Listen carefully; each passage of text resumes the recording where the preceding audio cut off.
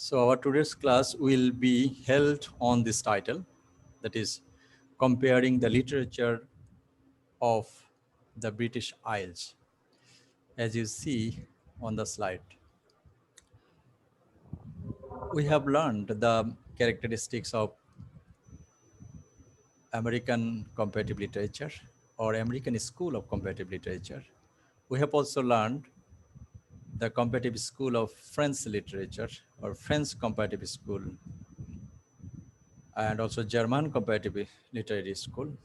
And in this regard, we have learned also that French comparative school speaks about the formalist approach of comparative literature, and American School of Comparative Literature is derived from new criticism, and that is in one way can be called the universal approach of comparative literature.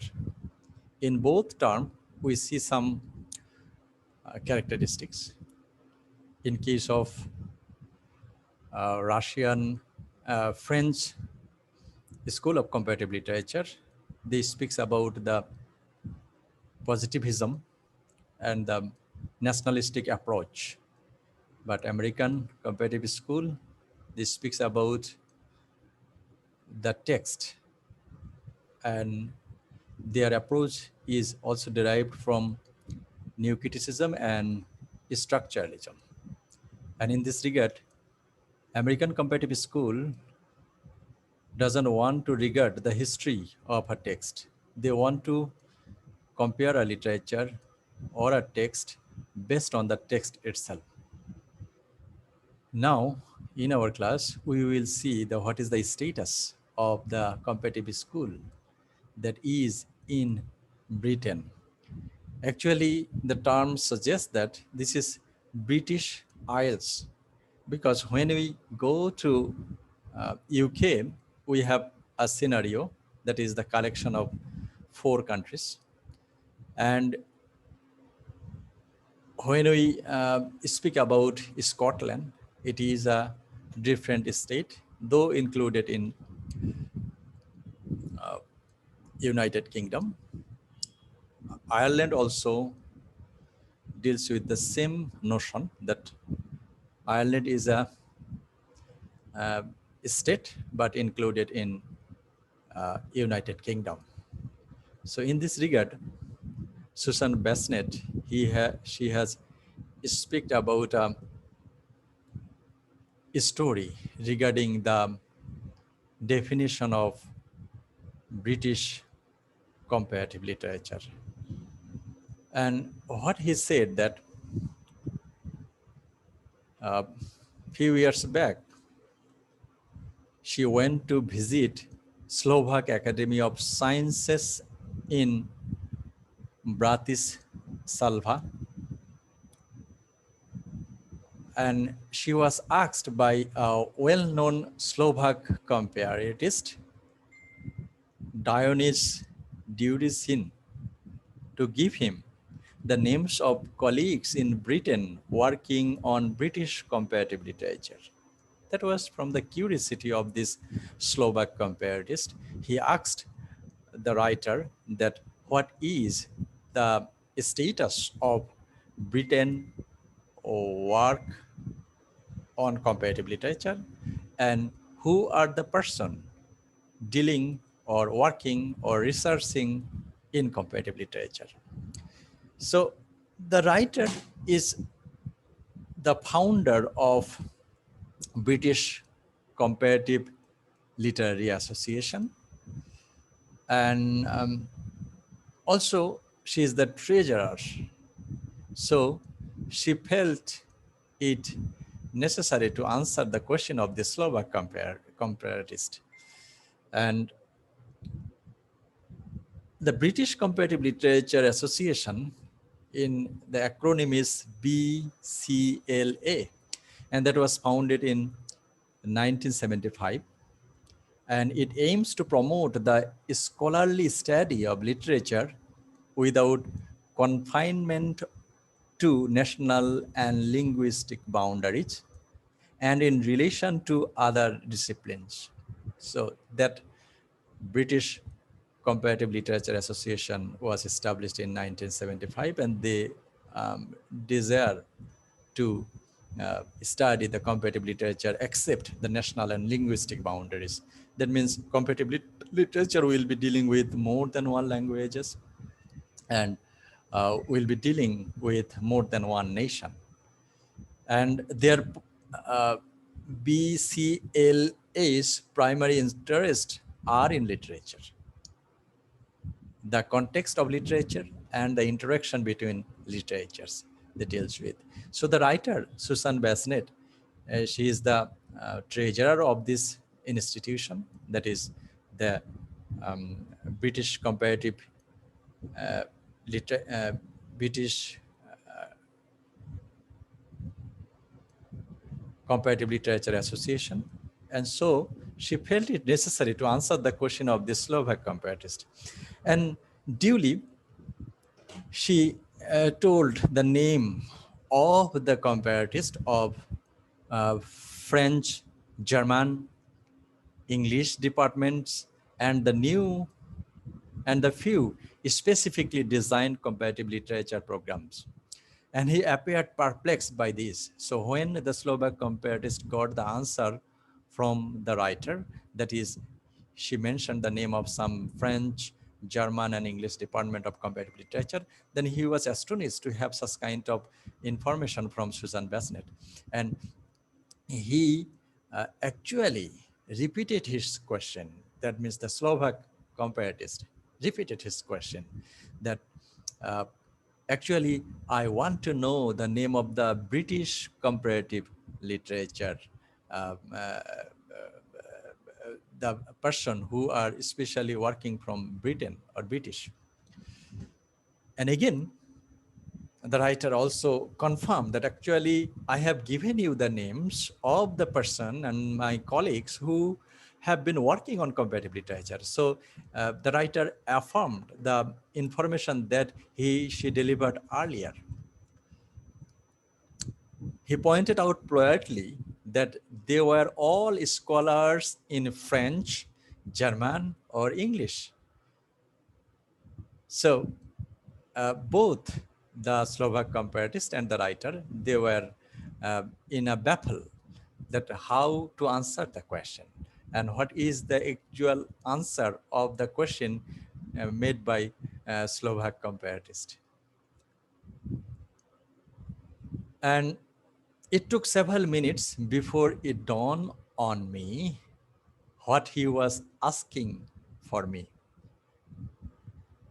He simply wanted to know who was comparing the literature of British Isles.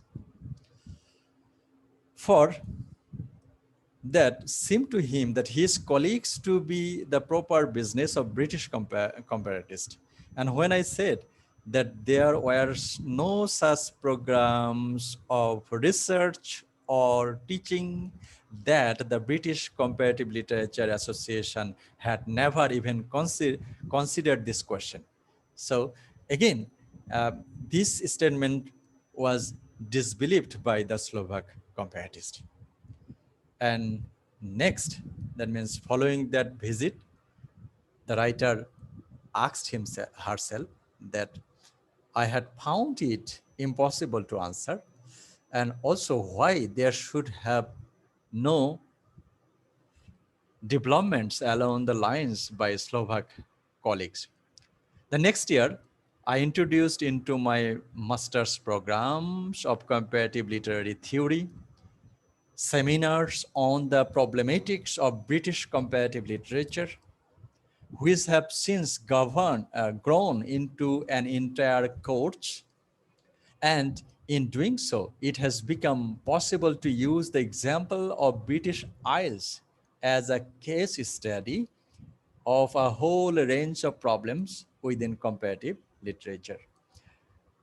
Problems that the old binary study, that means the French formalist approach, or any of the formalist approaches, could never hope to tackle or let alone resolve.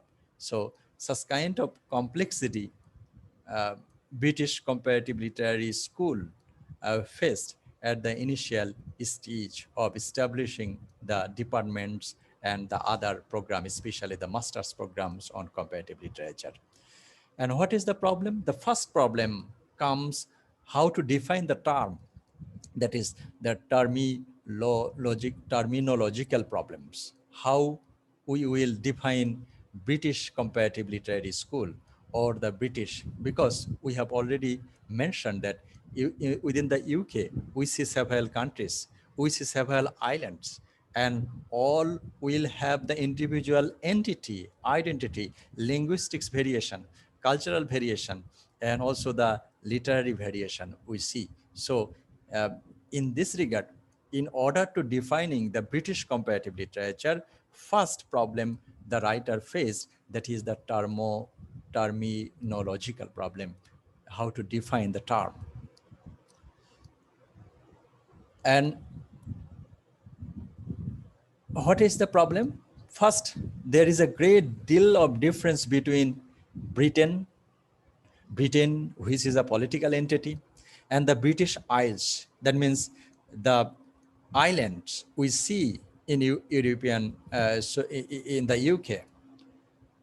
And British Isles is a geographical one, and the United Kingdom. And we know that four countries are the part of United Kingdom, that is England, Scotland, Wales, and Northern Ireland. The Isles of Man and on the Channel Islands are technically not part of the United Kingdom. Apart from these four countries, that is England, Scotland, Wales, and Northern Ireland, we see two collection of island. One is called the Isles of Man and the Channel Islands. They are not technically included with the United Kingdom. However, they have their individual identity. You see, this is the Isles of Man over here. United Kingdom, Northern Ireland, this is Ireland, and between this area, this is whole United Kingdom. Okay. And here you see Liverpool, Leeds, Nottingham. These are the Chester. And here you see a collection of islands. This is called the Isles of Man. And it is a self-governing British Crown dependency in the Irish Sea between England and Ireland, And it's known for its rugged coastline, medieval castles, and rural landscape rising to a mountainous center. And the capital is Douglas. And the Mansk Museum traces the island's Celtic and the Viking heritage. They have their own heritage. The four countries included in United Kingdom, they have their old heritage. In the same way, they have the Isle of Man, they have their own cultural heritage. The Isle of Man is a major annual cross-country motorcycle race around the island, capital Douglas, and its population is 84,000 something, that was calculated in 2008. So this is the Isles of Man. And another area, that is the Channel Islands, are an archipelago in the English Channel off the Normandy coast of France. They are divided into the two British Crown dependencies, the Bailiwicks or Guernsey and Jersey. The former also includes the islands of Elderney, Shark, Harm, and smaller islands are divided into the two Bailiwicks, and that was the information. So here is the English Channel. Okay, So you see that this is the English channel. Here, this is France, and this is UK. This is Wales. This is Cardiff, Plymouth, Portsmouth, Brighton, the Dover Beach. You have heard the name of this beach, Dover Beach, Matthew Arnold Dover Beach. Okay, and these are the coastal area. So this English channel, as you see, that width is 240 kilometer, that is 150 mile. This is width, and length is 560 kilometer, then 350 mile. That is the so the Channel Islands, they are included in this area. That is, here you see, that is the Channel Islands, UK, in the map. And so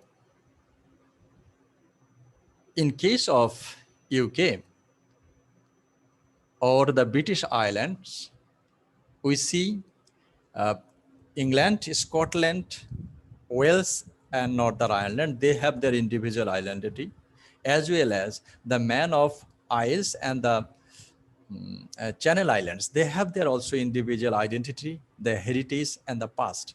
So which literature and which one will we be calling that this is the exact British comparative literature or the British literature?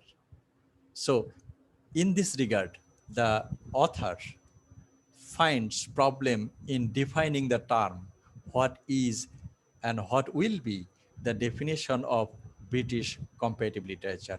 And for this reason, he has suggested the title, that is the comparative literature of British Isles. That means all are the collection of isles, several islands.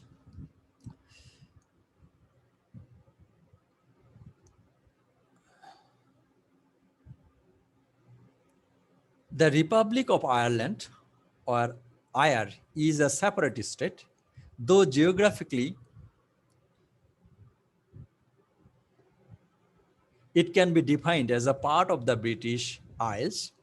Sorting one's way through the terminology is extremely complex, and it can be deeply offensive to make mistake.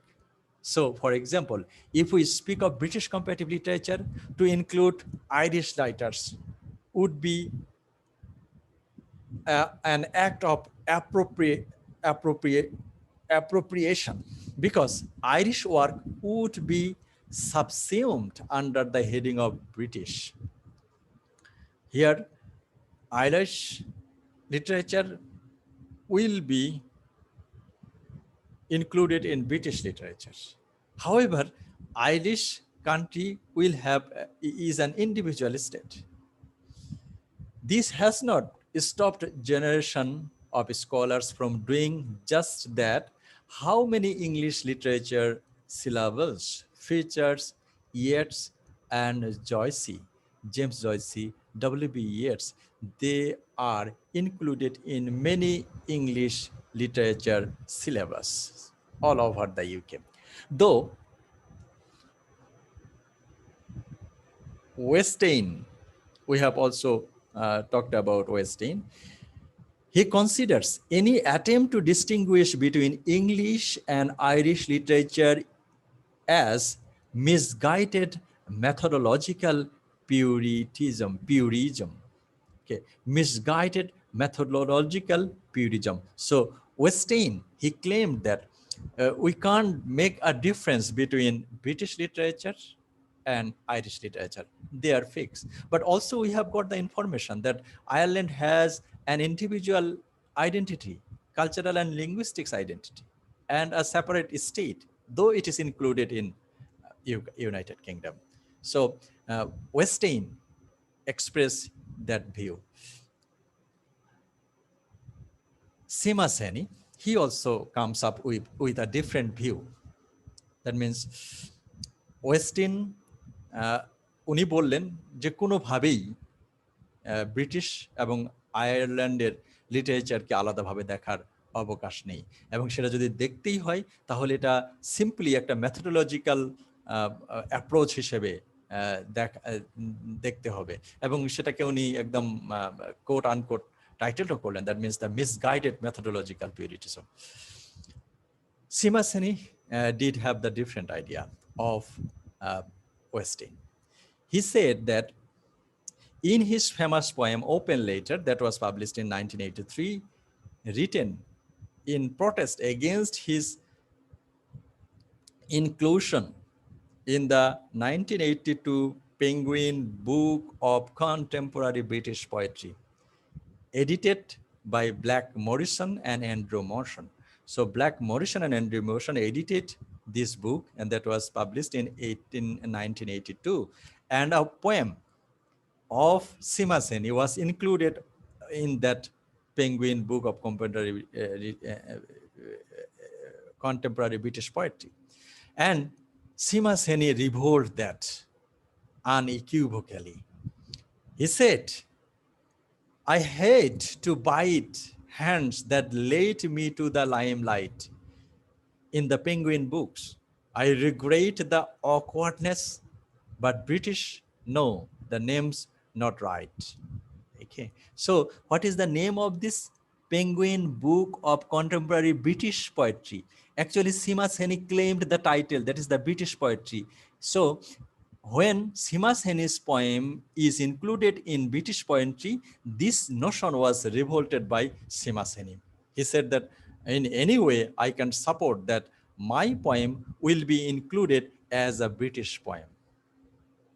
So Westing and Sima Seni, they had the two different ideas. And that is the problem, how we will be defining the comparative literature of British Isles. Westing said that British literature and Irish literature is same. We should call it the same literature. But Sima Seni spoke vehemently, very aggressively, that in no way Irish literature or my poem will be included in British contemporary poetry. When it is the situation, the name is not right unless there is a de facto assumption that Britain as a term can apply to state not subject to the British Crown, which would be unacceptable. This is not misguided methodological purism. It is a fundamental question of principle. That means how a writer and how an individual will see. So it is a question of principle. A way out of the difficulty for comparative purposes then is to abandon the term British. So when Sima Seni টাইটেলটাকে claim করেছিল যে British contemporary British poetry, so এই টাইটেলটাকে উনি হচ্ছে regret করেছিলেন। তো এই জন্য writer Susan Bassnett, he said that yes, we should abandon the title, that is the British, and the purpose to instead a comparative study of the literatures of the British Isles. So when we will be talking about the comparative literature of British Isles, then all Ireland, UK, Scotland, Wales, England, as well as the Isles of Man and the Channel Islands will be included. So Channel Islands, the island of Man, they will have the individual literature and the culture. So everything will come forward if we make the title in such a way that is the comparative literature of British Isles. And in this regard, next comes that is language, dialects, and identity. Already we have learned that England, they have their English language. Wales, they have their language that is called Welsh language. Scotland, they have their language that is Gaelic or Gaelic, Scott Gaelic, G-A-L-I-A-C, Gaelic. And Ireland also have their own language. And apart from that, all language we see are derived from another old language that is called Celtic language. Okay. So, and we also know that language presents a nation's identity. And whenever you discard the identity of a language, it may be a regional or dialects. This is the way of discarding the identity of the same ethnic or linguistics group. যখন আমরা কোনো language বা dialect যত ক্ষুদ্রই হোক না কেন সেটাকে যখন আমরা বাতিল করব, তখন সাথে সাথে সেই ল্যাঙ্গুইস্টিক, সেই ভাষাভাষী জনগণের আইডেন্টিটিটাকেই হচ্ছে ডিনাই করা হয়। So in this regard, we see a problem in defining comparative literature of British Isles.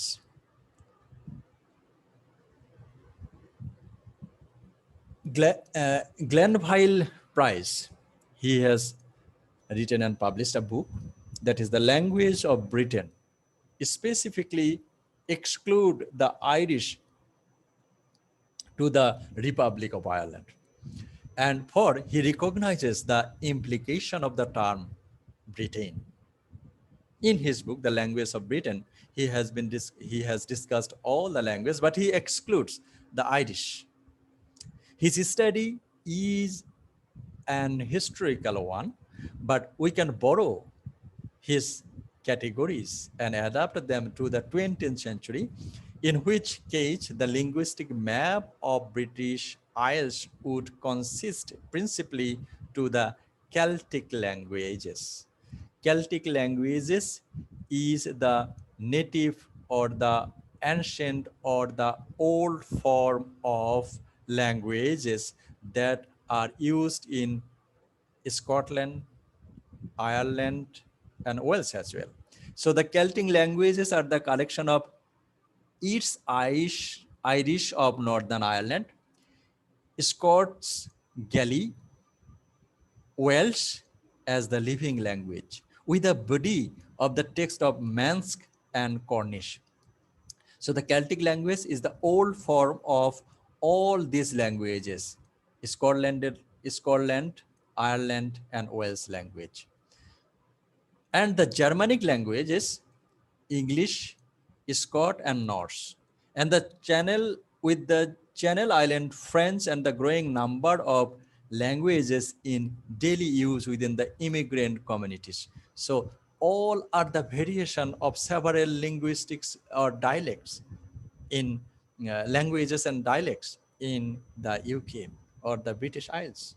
We see such kind of languages are used in UK.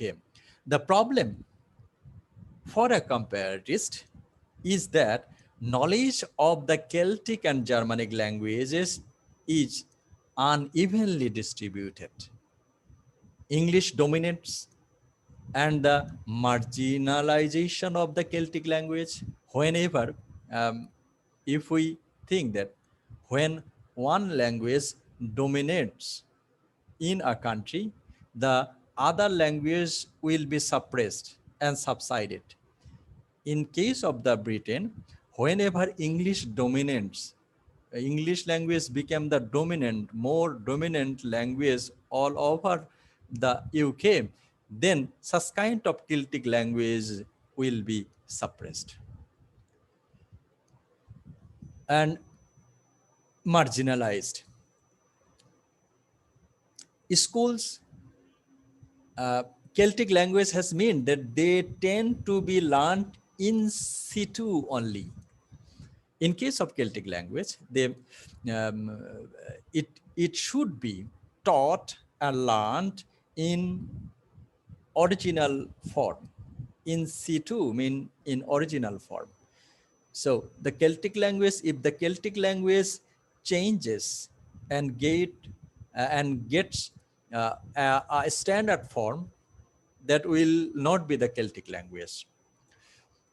Schools in England may teach French or German. They do not teach the Celtic languages of the British Isles, which are seen as belonging to ethnic groups. So this Celtic language belonging to ethnic group, just for in Bangladesh, we see that several parts of the country, we see some ethnic language. That means Chakma language, Marma language, Sauntal language. These are the languages. So what this means is that there are some scholars practicing a form of comparative study of Celtic languages, but only from within a framework of Celtic studies or Irish studies or Scottish studies. So in whenever a person will be studying Irish language, then they will go to the old heritage of this language and they will learn Celtic language, either not.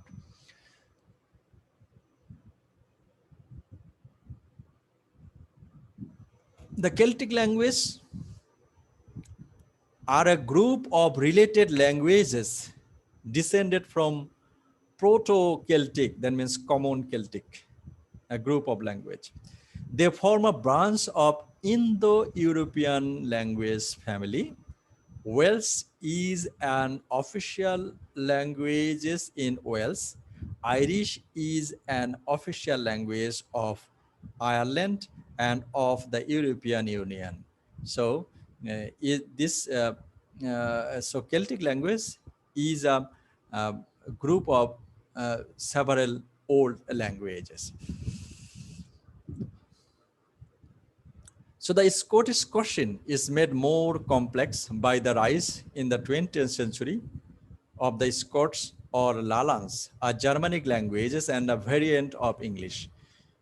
Uh, Glanville Prince claims that he changed his mind 4 times before deciding to consider Scots a language and not simply a dialect of English.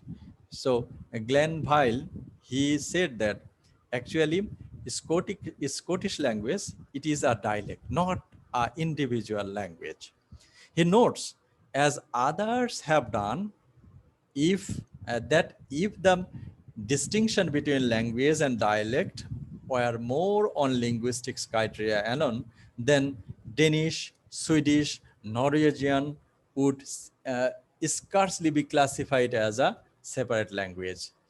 যদি স্কটল্যান্ডের ভাষাটাকে individual একটা ভাষা হিসেবে identify করা হয়, যদি এটাকে বলা না হয় যে এটা ইংরেজির ডায়ালেক্ট, তাহলে সমস্যাটা কি হবে?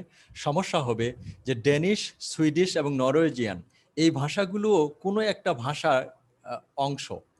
তাদেরকে আবার সেপারেট ল্যাঙ্গুয়েজ হিসেবে না দেখে তাদেরকে আবার দেখতে হবে যে এগুলোও হচ্ছে কোনো ভাষার খণ্ডিত অংশ। So Danish will not be a separate language. যদি এই গ্ল্যানভাইলের আর্গুমেন্টটাকে যদি আমরা ধরে নিই যে Scottish is not a language, it is a dialect of English, যদি এটা আমরা ধরে নেই, তাহলে এই ড্যানিশ, সুইডিশ এবং নরওয়েজিয়ান এইগুলোকেও ধরে দিতে হবে যে এইগুলো হচ্ছে কোনো একটা ভাষার dialect, not an individual identity. And that they are classified as languages has everything to do with political power, with the fact that each of those Scandinavian variants is the language of a country, of a different nation state. So the Scottish question is therefore an special delicate one, since Scotland is technically a part of United Nations. So another question is that ডেনিশের ক্ষেত্রে আমরা এটাকে বলছি না যে Danish ভাষাটা হচ্ছে একটা কোনো ভাষার ডায়ালেক্ট, কারণ ডেনিশ হচ্ছে একটা সেপারেট স্টেট। কিন্তু স্কটল্যান্ডের কেসটা একটু ভিন্ন। স্কটল্যান্ডের কেসটা হলো যে Scotland itself is a part of United kingdom, it is not a separate state. Though it can be argued that there has been a flourishing literature in Scots going back well into the 14th century. So, however, in Scottish language, you will see many literature that was discovered in 14th century. If we apply the criteria for comparison established by the followers of the binary study tradition, that is, the comparison must take place across linguistic boundaries. Binary opposition, the French School of Comparative Literature suggested that binary approach of comparative literature. এটা আজকে যদি আমরা grant করি তাহলে কি করতে হবে, that comparative literature will always be comparing between across the linguistic boundaries. We find ourselves in a ludicrous position with the literature of the British Isles. So that means if we take the binary opposition to the comparative literature of Britain, then we will be a problem. That means at present, we can't define Scottish language is an individual language. If it is not so, then Scotland literature cannot be compared with the British literature. Some say, Weston says that it is a part of, Weston says that it is a part of British literature. But Seamus Henry said that no, it is not a part of different literature. Actually, it is an individual part. So in that regard, the binary approach of comparative literature will be in a problematic situation in case of comparative literature of British Isles. Okay. Following this to its limit, it would be mean that only a bilingual scholar who had a Celtic language and English could undertake comparative study. So in this regard, the person who knows both Celtic language and also the English language, he can involve in comparative literature or comparative study in Britain. It would also mean that Scots, Anglo-Welsh, Anglo-Irish would be excluded because the boundary between their status as languages and as dialects would be unclear. And in case of other parts, it will also be problematic. That is the binary approach in British binary approach of comparative literature in Britain. The result would be an affirmation of the hegemony of English. Hegemony means dominance. When one language will dominate other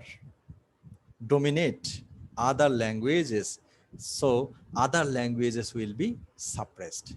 So here, English language is dominating all British Isles.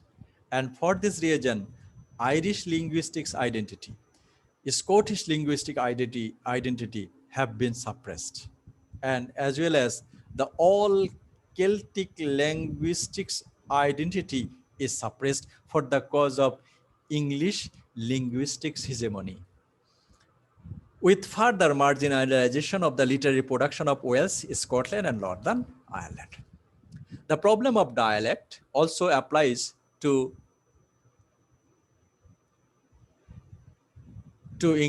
English. Henry Wild in the early 20th century defined standard English as a class dialect.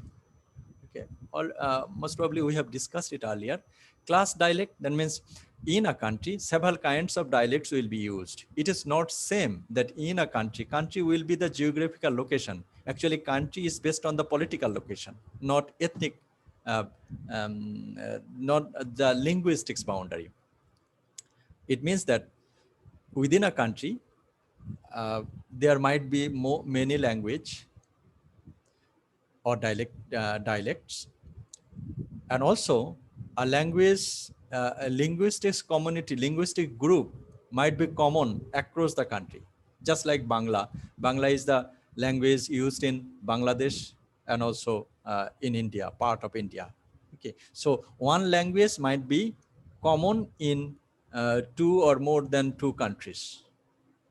Okay, but in a country, there might be several regional languages or dialect. Among the dialects, one language is picked and call it a standard language, just for Bangladesh. Okay, we use standard Bengali, যেটা বাংলায় আমরা বলি প্রমিত বাংলা। এটা যদি আমরা ধরি যে বৃহত্তর কুষ্টিয়া অঞ্চলের ভাষাটাকে বলা হচ্ছে যে স্ট্যান্ডার্ড ইংলিশ, তাহলে আমরা এটাও বলতে পারি যে সিলেটের যে ভাষা, বৃহত্তর চট্টগ্রাম অঞ্চলের যে ভাষা সেটাকে স্ট্যান্ডার্ড ইংলিশ বাংলা হিসেবে নেওয়া হলো না কেন? যদি সিলেটের ওর বৃহত্তর চট্টগ্রামের ভাষাটাকে স্ট্যান্ডার্ড বেঙ্গলি হিসেবে নেওয়া হতো, তাহলে এটাকে এখন আমরা বলছি যে হচ্ছে রিজনাল ল্যাঙ্গুয়েজ। সিলেটের ভাষাটাকে, চিটাগাংয়ের বাংলা ভাষাটাকে বলছি যে রিজনাল ল্যাঙ্গুয়েজ, এটা হলো ডাইলেক্ট। ইন দ্যাট পার্সপেক্টিভস কুষ্টিয়ার যে ভাষাটা, বৃহত্তর কুষ্টিয়ার যে ভাষা, সেটাও তো একটা রিজনাল ল্যাঙ্গুয়েজ, সেটা এখন স্ট্যান্ডার্ড রূপ পেয়েছে। With that ground, Henry wilt in the early 20th century defined that standard English is a class dialect. Got the point? That means standard English is used in an area of England, not all over all the parts of the UK. And so standard English can be called. So English is common to educated classes regardless of regional origin. So this is the English that has been taken as a standard English. It is a language that is picked from a one portion of linguistics group in UK. And for this reason, Henry Wild said that standard English also a class dialect. If we call truthfully, say, of a man that he has Scots accent, or a Liverpool accent, or a London accent, or a Gloucestershire accent, then he does not speak good English with perfect purity. Okay, so Liverpool accent, all are the accent. We see the different accent pattern in English languages. So these are the pattern of English language we see. A few years later, in his English for the English, George Sampson returned to the question of defining standard English and declared that we know what is not standard English. That means he discarded. That means in order to define the standard English, Henry Wild previously said that it is a class dialect, and not you will have the linguistics group of standard English. However, it is used by the educated people of England, but it is taken as granted of a standard form of English. Here, George Sampson, he comes up with that we know what is not a standard English, and that is a sufficiently practical guide. That means Liverpool English is not a standard English. Manchester English is not a standard English. In the same way, he wanted to define the definition of standard English. If anyone wants to define examples of standard English, we can tell him that it is the kind of English spoken by the simple, unaffected young Englishmen like the Prince of Wales. So, simple, unaffected young Englishman, that means the young Englishman and his English hasn't been affected by some other Celtic languages or the immigrant languages. So, such kind of English is called standard English. Standard English then it is a class dialect, untainted by regional accent, the model speaker of the future King of England. Hardly surprising to note the strong feeling against the English language held by inhabitants of Wales, Scotland, and Ireland. So, such kind of definition of standard English might get negative review from the people living in Wales, Scotland, and Ireland. The writer Sonda Lewis, one of the founder of the Wales Nationalist Party, complained that neither language nor dialect we have. We do not know an insult, and our master gift to history is the MPs we send to the parliament. So in this regard, an Irish Nationalist Party leader, he said that, yeah, we have nothing. We have no linguistic heritage. We have no dialect. So only he said that we have only sent our MPs to the parliament. While Hugh MacDiarmid, the great poet of the Scots survival, declared, I stand still for the forces which were subjugated to mark way for the England's poorer and to enrich the kinds of English and so Scots. The least congenial to my thoughts. What these writers are doing is to reflect in verse of the sentiment expressed over the century earlier by the Irish writer and the founder of the nation, Thomas Davies.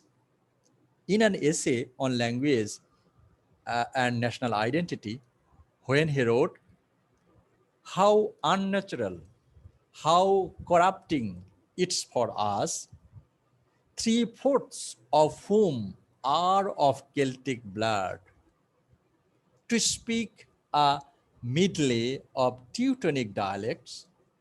What business have we with the Norman Salesian?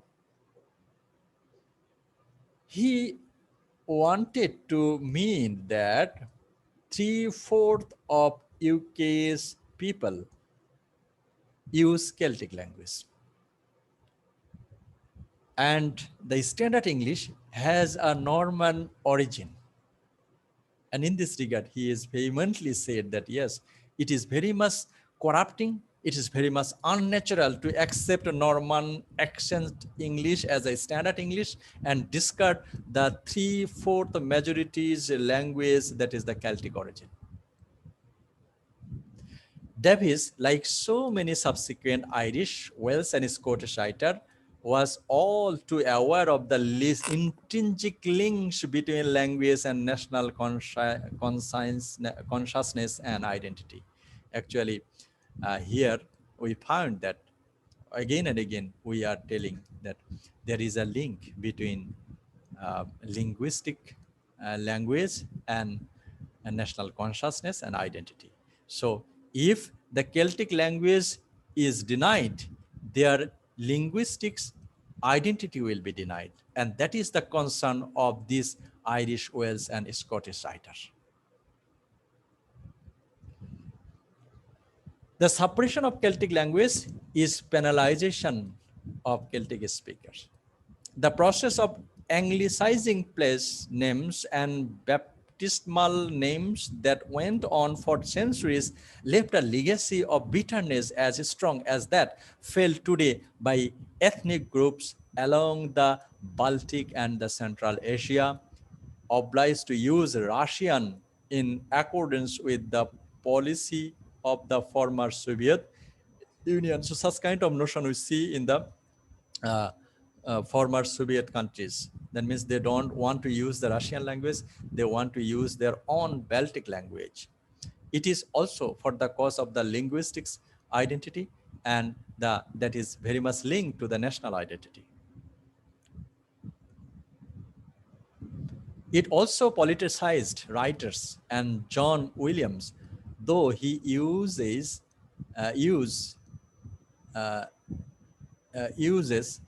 the adjective British is in ways that remain very contentious, sums up the current situation rather neatly. So this situation, you can discard the Celtic language and we can accept the Celtic language. So in such a situation, this person described the situation very clearly.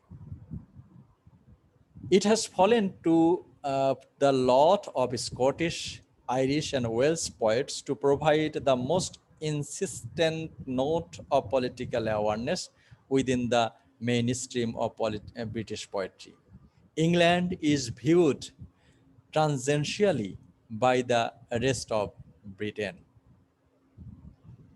whose economic and social problems may be seen as visited upon them. So he said that linguistics, what Britain or England shows, it is the combined whole of the all Ireland, Scottish, and Welsh literature. He mentioned that. For Scotland, Wales, and Ireland, there exist alternative cultural and linguistics perspectives, often a more natural sense of relationship both Europe and the United States. Okay. So such kind, of course, Scotland, Wales, and Ireland, they will have their cultural and linguistics perspectives. But when England is viewed, it is viewed as a combined whole of the British culture or the British linguistics phenomena as a whole. The editors of the Penguin anthology that Seamus Heaney objected to for the all-inclusive use of the word British talk about some writers having lived in important place, a slightly curious way of describing the feelings of the marginality and the resistance of the centrality of England. And English over the centuries has so often been articulated in literary text that it is Heaney who present the counter view of the very English perspectives of Black Morrison and Andrew Motion. So what Seamus Heaney, he said that actually he speaks about the feeling of marginality and the resistance to the centrality of England. So everything will be centering on England. This notion was objected and resisted by Seamus Heaney. However, in Black Morrison's and Andrew Morrison poems, he said that Caesar's Britain, its pars tres, United England, Scotland, Wales, Britannia, in the old tales is common ground. So he said that, yeah, the centralized, everything will be centralized. So Britannia, United Kingdom, United England, Scotland, Hibernia is where the Gaels made the last stand. So is in case of Gaels.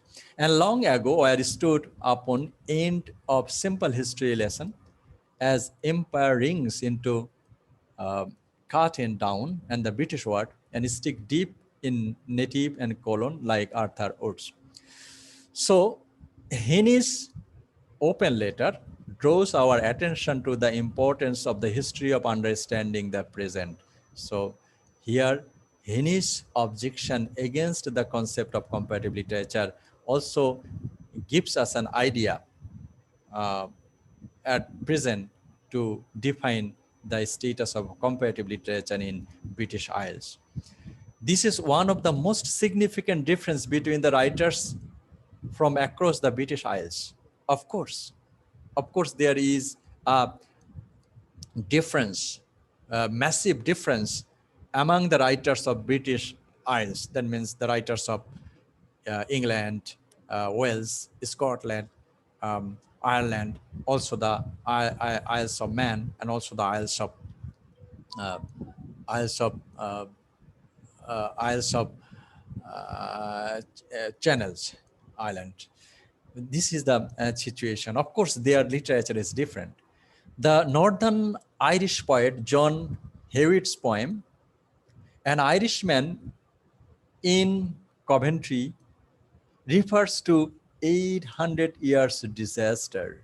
Actually, this man, John Hewitt's poems, An Irishman in Coventry, he said that actually the Ireland, the country, has been suppressed culturally and in every way by 800 years by England for 800 years, and that is, he claimed that it is a disaster in such a way that is the English hegemony, English linguistics and cultural hegemony, and that is the suppression of Ireland or Irish linguistics and cultural background, meaning the history of English domination of Ireland. The persistence of the history in the literatures of Ireland, Scotland, and Wales history understood in a special way as an account of an ongoing structure for national identity is in marked contrast contrast to the English version of history, which traces instead the gradual rise to the world dominance of the English language and its literature. Actually, this is for what the writer mentioned, that actually the English linguistics and literary dominance is not only towards the uh, part of Wales, Scotland, and Ireland. Actually, this is the linguistics dominance, English linguistics and literary dominance all over the world. And this is where we have understood that the history of British Islands, that is, in case of United Kingdom, we see several countries, 4 countries are there: England, Ireland, Scotland, and Wales. And apart from these 4 countries, we see the Man of Isles, the Isles of Man, and also we see the Channel Islands. So all are the parts of United Kingdom. So if you want to term the all literature of all these islands in and under one banner, that is the British literature, that cannot be a very good approach.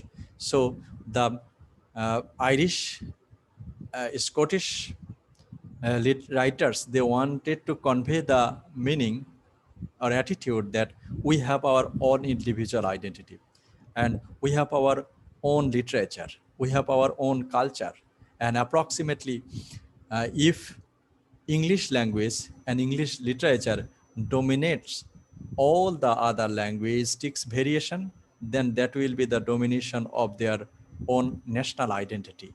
That means Irish identity, Scottish identity will also be suppressed in a way of using all literature under one umbrella. And another important issue is that the Scottish, Irish, and the other form of languages used in the UK, they are originated from the Celtic language. And the ratio and the scenario says that at least 3/4 people of UK use this Celtic origin language.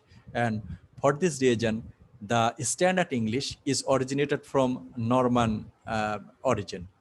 So they, that is Irish writers and the Irish scholars and the Scottish scholars and Welsh scholars and writers, they want to say that standard English also a class dialect. And so the comparative literature of British Isles, so if the term is nicely chosen by Susan Basnett, and she said that actually if we tell that British literature, then if we tell English literature, that will be meaning the literature of England and the Britain. However, we should call it the literature of British Isles. That means the literature of Scotland, Ireland, Wales, England, Isles of Man, and the Channel Islands. So all literature will be included in the linguistics variety of comparative literature. So thank you very much for attending the class. And if you have a question, then we will answer the question now.